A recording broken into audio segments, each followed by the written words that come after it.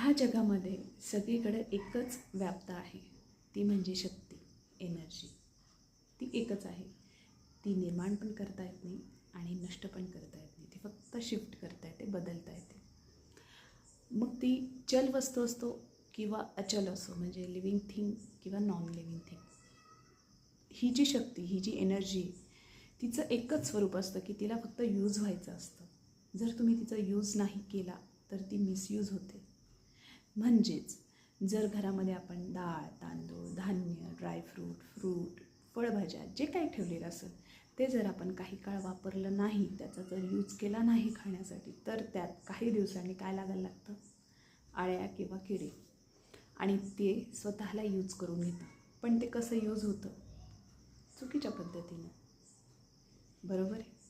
त्या एनर्जीचा चांगल्या पद्धतीनं उपयोग झाला नाही, चुकीच्या पद्धतीनं उपयोग झाला. तसंच जमिनीचं पण तसंच असतं की जमिनीमध्ये जर चांगली मशागत करून चांगलं बीज टाकण्यात नाही आलं तर त्यातून फक्त तणच निघतात. तसंच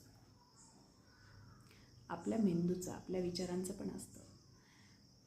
आपण जे काही कार्य करतो, जे काही आपल्याकडून रिझल्ट येतात, ते सुरुवात इथून असते, माइंडमधून. जर त्यामध्ये आपण बीज चांगलं नाही केलं, सुरुवात त्या विचारांची चांगली नाही ठेवली, तर ते दुर्भिक्षच होतं.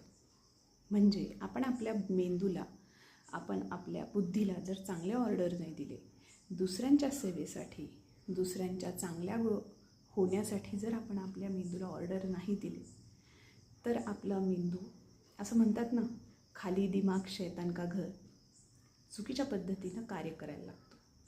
म्हणून आपल्या मेंदूला नेहमी बिझी ठेवा. चांगल्या कामांमध्ये, सद्विचारांमध्ये, विवेकपूर्ण आचरणांमध्ये आणि दुसऱ्यांच्या सेवेमध्ये. नाहीतर तो मेंदू फक्त राक्षसी प्रवृत्तींनाच सामोरं जातो.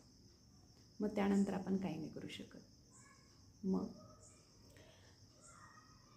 कोणती ऑर्डर देत आहे तुमच्या मेंदूला?